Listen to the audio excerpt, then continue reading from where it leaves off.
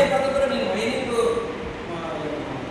వారే తీసుకున్నాను. మట్టికి 60 రోజులు పర్మిషన్ తీసుకొని నాకు 20,000 క్యూబిక్ కావాలని 2,000 క్యూబిక్ కూడా డబ్బులు కట్టి ఐటీఐలుగా నేను రికార్డు పొందుతుందానే రైతులు పడుతుందని ఇల్లీగల్గా నేను పట్టుకోలేదు. ఇటువంటి బలవాళ్ళ మాట తెలిసి తెలియనట్టు మాట్లాడదు. ఏమన్నా అవసరమైతే మీరు కావాలంటే ఎంతో తీసుకుని డిపార్ట్మెంట్ అడగండి, చెప్తాను. బట్టి పర్మిషన్ తీసుకుంటూ లడాయిస్తున్నారంటే ఇల్లీగల్గా తోలాడా అడగండి చెప్తారు. నా క్వారీ పర్మిషన్ అయిపోయింది. నాకు క్వారీ పర్మిషన్ అయిపోతుంది. గవర్నమెంట్తో క్వారీ పర్మిషన్ నా క్వారీని రిటర్న్ చేసినాను.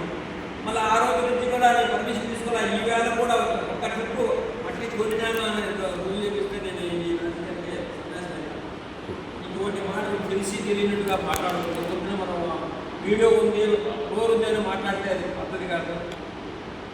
నేను మట్టి తోలేట్టుగా గవర్నమెంట్కి ట్యాక్స్ ఎంత కట్టిందో ఒక్కసారి మీ కడప ఏడియా ఆఫీసులు వైఎస్ఆర్సీలో ఇల్లీగల్గా చేసి లడాయిస్తున్నారంటే మట్టి గవర్నమెంట్కి డబ్బు కట్టి చేశాడని ఒకసారి ఎన్క్వైరీ చేసుకుని దానిపైన ఏమన్నా చేయకుండా ఇల్లీగల్గా ఉన్నట్టే నా పైన మీరు ఏ విధంగానే చేసుకుంటే దీనికైతే నేను చాలా మనస్ఫూర్తిగా బాధపడుతున్నా. కానీ గవర్నమెంట్కి ట్యాక్స్ కట్టినా నేనేమి ఇల్లీగల్గా తోలాలి. ఇల్లీగల్గా తోలకుండా గవర్నమెంట్ ట్యాక్స్ కట్టే మా సొంత అవసరానికి గవర్నమెంట్కి ట్యాక్స్ కట్టి తోలేము. అదే మా ఎమ్మెల్యే శ్రీకాంత్ రెడ్డి ఇప్పుడు అన్న ఈ మార్కెట్ నాకు మట్టి అవసరం ఉంది అంటే అన్న ఇల్లీగల్గా ఏమవుతుందంటే చెడ్డ పేరు మనకు వస్తుంది, దానికి ఏమన్నా ట్యాక్స్ కొడుతుందన్నాడు, డబ్బులు కట్టేసి క్వారీ తీసుకో అని చెప్పి ఎమ్మెల్యే శ్రీకాంత్ రెడ్డి కూడా అన్న వాళ్ళు క్వారీ చేశారు, డబ్బులు కడతారు, క్వారీ ఇయ్యండి అని చెప్పారు. కానీ గవర్నమెంట్ ట్యాక్స్ కట్టే చేశాను. కానీ ఇల్లీగల్గా కూడా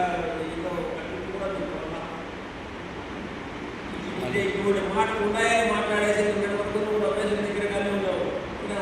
అనవసరంగా అందరినీ మాట్లాడేసి నెక్స్ట్ మార్కెట్ కమిటీ పట్టి తోలేసినాడు, ఊరికి తోలారా ఊరికి ఎంత మాట్లాడేసినారా లేదా అనేది ఒకసారి ఎన్క్వైరీ చేసి